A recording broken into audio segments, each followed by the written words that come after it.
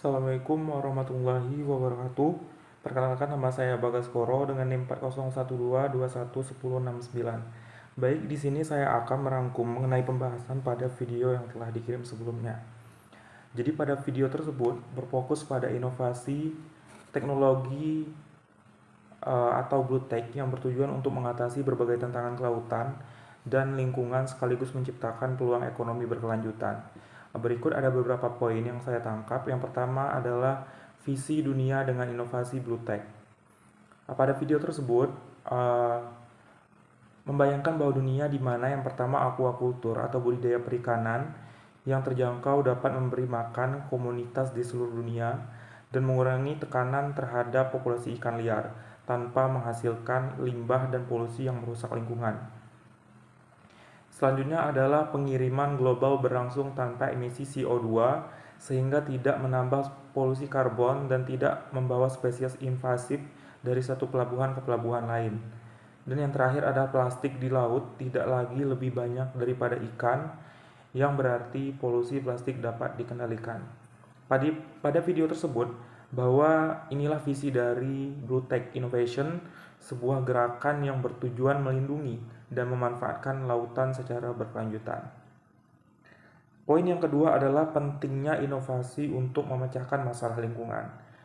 Pada video tersebut membahas bahwa meski penelitian, edukasi, advokasi, pemimpin bijak, dan kebijakan sangat penting, semua itu belum cukup. Seperti bagaimana inovasi mengatasi masalah global seperti polio, meningkatkan hasil pertanian, dan menyelesaikan sanitasi, inovasi juga diperlukan dalam menyelesaikan masalah kelautan.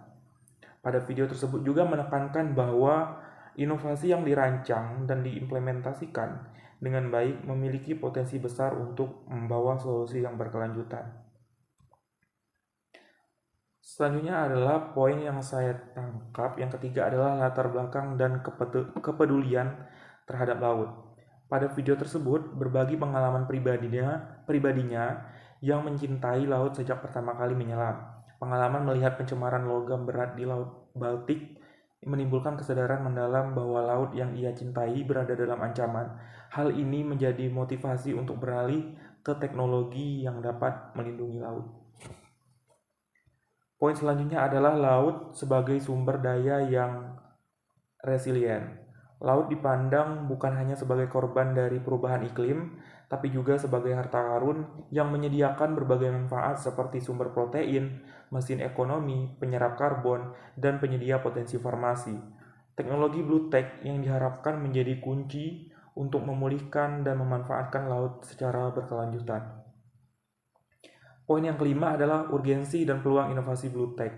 Pada video tersebut menyebutkan bahwa ada dua alasan utama untuk segera memajukan Blue Tech. Yang pertama adalah waktu yang mendesak.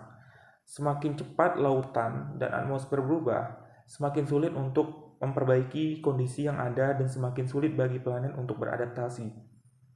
Yang kedua adalah peluang ekonomi besar. Teknologi siap untuk merevolusi industri terkait lautan dengan tekanan regulasi yang meningkat dan faktor ekonomi yang mendorong perubahan. Dan yang poin yang keenam adalah contoh inovasi dalam Blue Tech. Ada beberapa area yang menjadi fokus inovasi Blue Tech, antara lain yang pertama adalah pengiriman, yang dimana inovasi digitalisasi untuk efisiensi dan sumber energi alternatif guna mencapai tujuan dekarbonisasi. Yang kedua adalah aquaculture, penggunaan sensor, robot, dan AI untuk meningkatkan efisiensi ekonomi. Selanjutnya adalah energi terbarukan lepas pantai. Teknologi baru untuk memfasilitasi pemasakan dan operasi jangka panjang. Selanjutnya adalah ketahanan pesisir. Bahan bioaktif baru yang dapat memperkuat wilayah pesisir.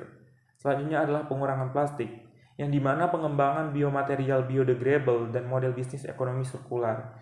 Selanjutnya adalah karbon biru, yang dimana alat dan metodologi untuk mengukur penyerapan karbon demi mendukung pasar kredit karbon biru. Poin selanjutnya adalah hambatan dan kebutuhan dalam ekosistem inovasi.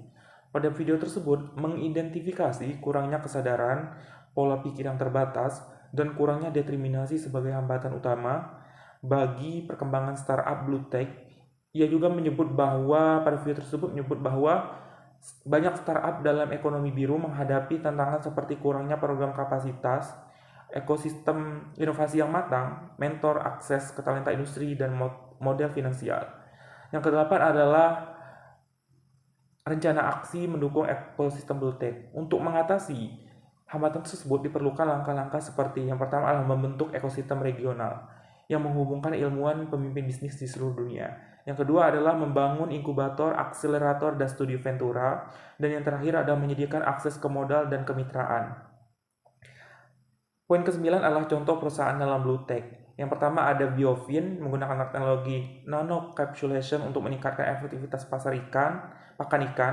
Yang kedua adalah Oceanium yang menciptakan produk dari rumput laut untuk nutraceuticals, farmasi, makanan manusia, dan kemasan.